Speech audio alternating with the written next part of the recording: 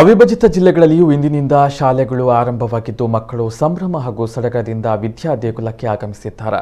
ಶಾಲೆಗೆ ಆಗಮಿಸುವ ವಿದ್ಯಾರ್ಥಿಗಳನ್ನು ಸ್ವಾಗತ ಮಾಡುವುದಕ್ಕೆ ಶಾಲಾ ಆಡಳಿತ ಮಂಡಳಿ ಶಿಕ್ಷಕರು ಸಕಲ ಸಿದ್ಧತೆಯನ್ನ ಮಾಡಿಕೊಂಡಿದ್ರು. ಕಳೆದ 2.5 ವರ್ಷಗಳಿಂದ ಕೊರೋನಾ ಮಹಾಮಾರಿಯ ಕಾರಣದಿಂದ ವಿದ್ಯಾರ್ಥಿಗಳು ಸರಿಯಾದ ಪಾಠ ಪ್ರವಚನಗಳನ್ನು ಕೇಳದೆ ಕಂಗೆಟ್ಟಿದ್ರು. ಆನ್ಲೈನ್ ತರಗತಿಗಳನ್ನು ಮಾಡಲಾಗಿದೆಯಾದರೂ ತರಗತಿಯಲ್ಲಿ ಕುಳಿತು ಪಾಠ ಕೇಳಿದಂತೆ ಆಗ್ತಾ ಇರಲಿಲ್ಲ. ದೈಹಿಕ ಕ್ರೀಡಾಕೂಟಗಳು ಇಲ್ಲದೆ ಮಕ್ಕಳು ಸಂಭ್ರಮವನ್ನು ಕಳೆದುಕೊಂಡಿದ್ರು. ಇದೀಗ ಶಾಲೆ ಆರಂಭವಾಗ್ತಾ ಇರುವುದು ಮಕ್ಕಳ ಕಲರವವನ್ನು ಹೆಚ್ಚಿಸಿದೆ. ಮುಂದಿನ ದಿನಗಳಲ್ಲಿ ವಿದ್ಯಾರ್ಥಿಗಳ ಭವಿಷ್ಯ ಏನಾಗುತ್ತೋ ಅನ್ನುವಂತಹ ಭಯ ಪೋಷಕರನ್ನು ಕಾಡ್ತಾ ಇದ್ರು. ಆದರೆ ಸದ್ಯ ಆ ಭಯ ದೂರವಾಗಿ ರಾಜ್ಯ ಸರ್ಕಾರದ ಸೂಚನೆಯಂತೆ ರಾಜ್ಯದಲ್ಲಿ ಪೂರ್ಣ ಪ್ರಮಾಣದಲ್ಲಿ ಶಾಲೆ ಆರಂಭವಾಗಿದ್ದು ವಿದ್ಯಾರ್ಥಿಗಳು ಹಾಗೂ ಪೋಷಕರು ನಿಟ್ಟುಸಿರು ಬಿಡುವಂತೆ ಮಾಡಿದೆ. ಇನ್ನು ಮುಂಜಾನೆಯಿಂದಲೇ ಮಕ್ಕಳನ್ನ ಶಾಲೆಗೆ ಕರೆತರುವ ಸಂಭ್ರಮ ದಕ್ಷಿಣ ಕನ್ನಡ ಜಿಲ್ಲೆ ಹಾಗೂ ಉಡುಪಿ ಜಿಲ್ಲೆಯಲ್ಲಿ ಕಂಡು ಬರ್ತಾ ಇತ್ತು. ಕೆಲವು ಮಕ್ಕಳ ಮುಖದಲ್ಲಿ ಸಂಭ್ರಮ ಕಂಡು ಬಂದ್ರೆ ಇನ್ನೂ ಕೆಲವು ಮಕ್ಕಳ ಮುಖದಲ್ಲಿ ದುಗುಡ ಕಂಡು ಬಂದಿತ್ತು. ಇನ್ನು ಮಂಗಳೂರಿನ ಮಣ್ಣಗುಡ್ಡೆ ದಕ್ಷಿಣ ಕನ್ನಡ ಜಿಲ್ಲಾ ಪಂಚಾಯತ್ ಹಿರಿಯ ಪ್ರಾಥಮಿಕ ಶಾಲೆಯಲ್ಲಿ ಮಕ್ಕಳನ್ನ ಬ್ಯಾಂಡ್ ವಾದ್ಯಗಳೊಂದಿಗೆ ಮೆರವಣಿಗೆಯಲ್ಲಿ ಕರೆತರಲಾಯಿತು.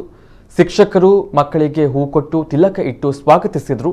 ಮಕ್ಕಳ ಸ್ವಾಗತಕ್ಕೆ ನಾವು ಪೂರ್ಣ ತಯಾರಿಯನ್ನ ಮಾಡಿಕೊಂಡಿದ್ದೆವು ಎಂದು ಮುಖ್ಯ ಶಿಕ್ಷಕ ಗಣೇಶ್ ಕುಮಾರ್ ತಿಳಿಸಿದ್ದಾರೆ.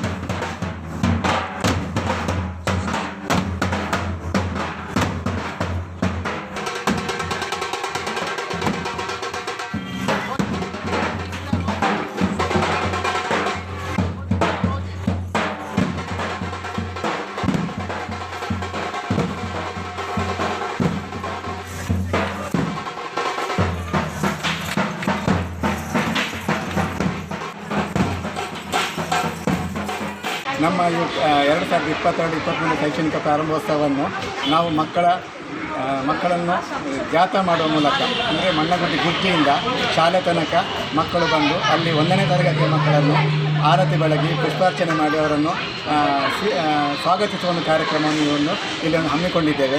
ನಮ್ಮೊಂದಿಗೆ ನಮ್ಮ ಶಾಲಾ SMC ಅಧ್ಯಕ್ಷರು, ಸದಸ್ಯರು, ಆನಂತರ ಇಲಾಖೆ, ಅನಂತರ ಹಳೆ ವಿದ್ಯಾರ್ಥಿ ಸಂಘದ ಅಧ್ಯಕ್ಷರು ಎಲ್ಲರೂ ಸಮುದಾಯವನ್ನು ಸಹಭಾಗಿತ್ವದಲ್ಲಿ ಸೇರಿಕೊಂಡು ಈ ಒಂದು ಕಾರ್ಯಕ್ರಮವನ್ನು ಪ್ರಾರಂಭೋತ್ಸವವನ್ನು ಕಲಿಕೋತ್ಸವವಾಗಿ ಒಂದು ಉತ್ಸವ ರೀತಿಯಲ್ಲಿ ನಾವು ಆಚರಿಸ್ತಾ ಇದ್ದೇವೆ.